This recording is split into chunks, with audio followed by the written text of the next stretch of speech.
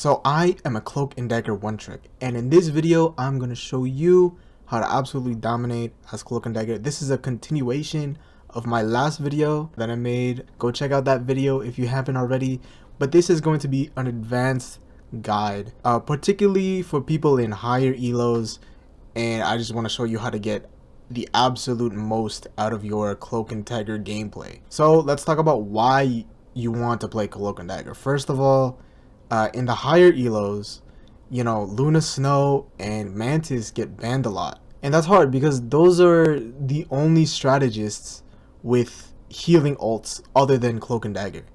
You know, Jeff and Loki and Rocket Raccoon, they have really good ults, but their ults do not heal. So if your team doesn't have a Cloak and Dagger and the other team does, you're at a healing disadvantage already. Because Loki, when he uses his ult, he'll steal someone else's ult. So if he takes a damage ult, that's you know, a section of the game where he's not healing. Same as Jeff. If Jeff ults, you just lose one healer. And if he misses his ult, then you're just down a healer because he just decided to ult. The same with Rocket Raccoon. His ult is really good, but there's just not enough healing output for him when he uses his ult. So that's why Cloak and Dagger is so good, because her ult heals your team and it also does damage. It allows you to go in and do damage and you don't have to worry about healing because your whole team is getting healed by your ult, if they stand in it, of course. So that's why Cloak and Dagger is really good, especially in the higher elos, because of the character bans. Now without character bans it doesn't really matter, because you know, Luna Snow is probably the best healer in the game, but because she's the best healer, she will almost always get banned in the higher ranks. So keep that in mind when you're playing strategists in like diamond lobbies and up. Okay, so let's get into the advanced tech of Cloak and Dagger. Firstly, I want to address that I was actually wrong in my last video. I was wrong. You know, and a lot of people, when they're wrong, they don't like to admit it. I will admit that I was wrong, because I didn't know. There's some tech that I didn't know at that time, but after playing Cloak and Dagger for a while, I now understand the character way more. So, an important thing to know. I said in the last video that the only way to heal yourself is with the heal bubble. That's actually not true.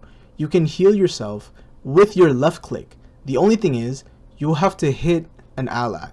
So you see when I shoot an ally, there's like this little blue circle on the ground. That's actually an AoE heal. So anybody on your team that is in that circle while you're doing your normal attack, everyone will get healed a little bit, including yourself. So that means if you're low on health, all you have to do is hit a teammate and while you're in the circle, and it will heal you as well. You don't have to use the bubble. Obviously you can use the bubble if you're taking a lot of damage. It'll heal way faster, but if you're just, you know, you just want to top yourself off or give yourself a little bit more, that's probably the best way to do it. It also works if the other character on your team is full health and you are low on health. So if you hit them with your normal attack while you have low health and they have full health, you will still get the healing from the AoE as well as the people, like everyone in the circle. Also, it works if you're hitting an enemy. So if you hit an enemy, it will also heal around them in the circle, including yourself. So when you're fighting someone and they're doing low damage, you don't have to necessarily heal your teammate. You can actually go and attack the other character with Dagger's normal attack, and it will also heal your ally. So this is very important to know. And then you can decide which is more important, doing damage or healing, or, you know, vice versa. Because if you heal your teammate, you won't do any damage to the enemy. But if you attack the enemy, you can still do some healing to your teammate. So it's really up to you to decide. It depends on the situation. It depends on the circumstances. But yeah, keep that in mind that yeah, this is like, they don't tell you this tech, by the way. It's not in like, it doesn't tell you this, the character sheet in the character manual. It doesn't tell you this. Also important thing to know is that Obviously, you know that Dagger's normal attack will insta-lock on allies and enemies, so you don't really have to aim that much. But sometimes your ally is out of your range. So what do? You can actually bounce the normal attack off of walls and buildings and whatever, and it will track your ally after it hits the wall. So if you're far away or around a corner from your team and you want to heal them, you can bounce the daggers off the wall to heal your team. Obviously, it'll be like a couple milliseconds slower than if you were directly next to them. But if you have like flankers or people in different positions, you can hit those daggers off the walls and then heal them. Also, the tracking has a set amount of range. So if you're too far away from your teammate, you won't get the insta-lock normal attack to heal them. But if you bounce the normal attack off a wall or off the ground, then the tracking will reset and then it will track again. So the best way to heal someone if they're really far away is to try and bounce it off the floor. So if you bounce it off the floor, it will reset the tracking and then it will go track. But if you just try and do it directly, there's a chance that you'll miss, or there's a chance that it'll be too far for it to insta-lock onto that person. So remember, when you normal attack off a wall or off the ground, it will reset the insta-lock dagger to heal your team. Oh, one thing to know though is that this does not work for enemies. So if you're attacking an enemy and you decide, or if you try to bounce it off the wall, it will not track them. So it won't insta-lock onto the enemy. It only works on your teammates when you're healing them. And it only works if they're low health. If they're not low health, then it won't work. Another thing that I didn't talk about in the last video is that you can stack Cloak and Dagger's ults. So if you layer them over each other, like the little aura, like the sheet of thing that you put on the floor, you can stack them. So if you put multiple layers, they will do more healing.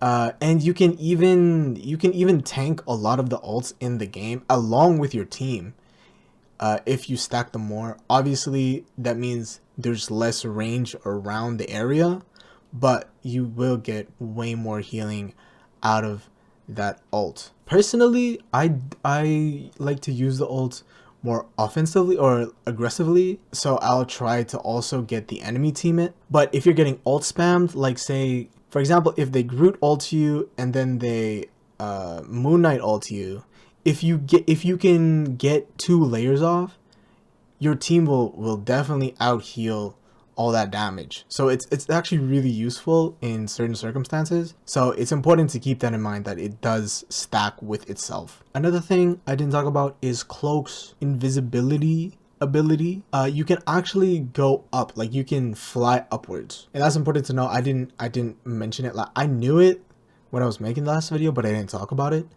But you can go up and fly, which is really important, especially if you're getting, you know, followed or dived on. And this is really important in higher elo lobbies because they will come after you. They will come after you. There's no Luna Snow, and a lot of the time there's no Mantis as well. So the stuns are gone. That means that the flanking characters, the diving characters, the Iron Fists, they're going to be on you the entire game. So you need to know how to escape. That's the important thing. So make sure that you save that escape from when they dive you or when they try to ult you, and then make sure that you take high ground if they, say for example, you're fighting a magic and the magic is trying to get into a backline. If you can go up over something, like into a building, they can't teleport to you. So the invisibility is a very important tech. If it's like an Iron Fist or something, you're just screwed. You just have to get away and hope that your team defends you. But at least the invisibility will give you a few seconds to position yourself or get you out of that situation. Another skill that I see a lot of people misuse is Dagger's bubble. Now Dagger's bubble is very important to Cloak and Dagger's kit because you can just set it down and you don't have to think about it. Which, as a healer, that's very, very, very important and very, very useful. You can heal 2 different positions at the same time. Say for example, your tank is getting low, you bubble, you shield them, and then You just leave the bubble, and then you can look away for those few seconds that the bubble is up. You can look away, heal your DPS, heal flankers, heal people other than the tank itself, and it gives you that opportunity to look away and help your other teammates. And it works the other way as well. If your flankers on the side, you can't hit them.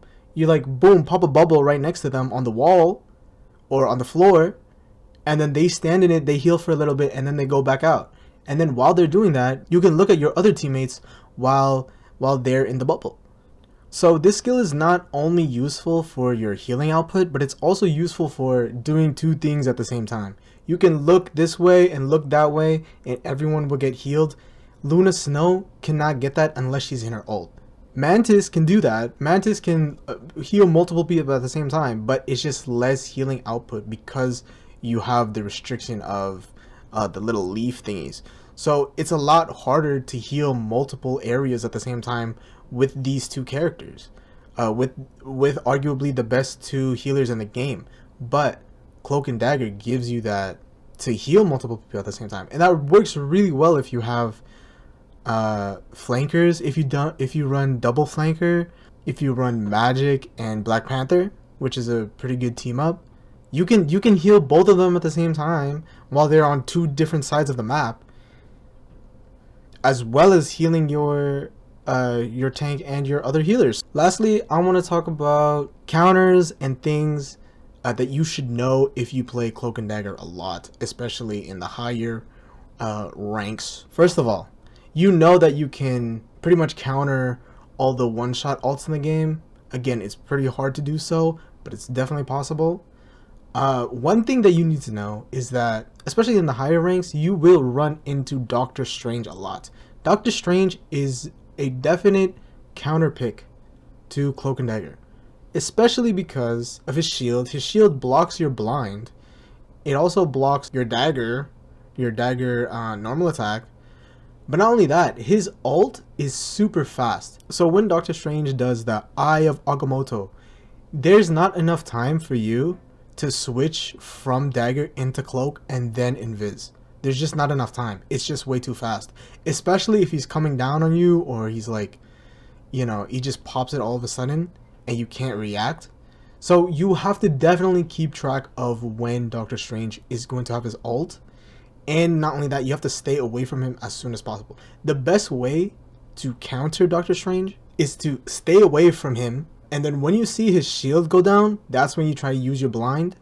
When you break the shield, use the blind. When you think Doctor Strange has his ult, stay away, and if you think he's gonna ult, pop that bubble down on you and a teammate and just sit in it. And then hope to God that they don't focus you.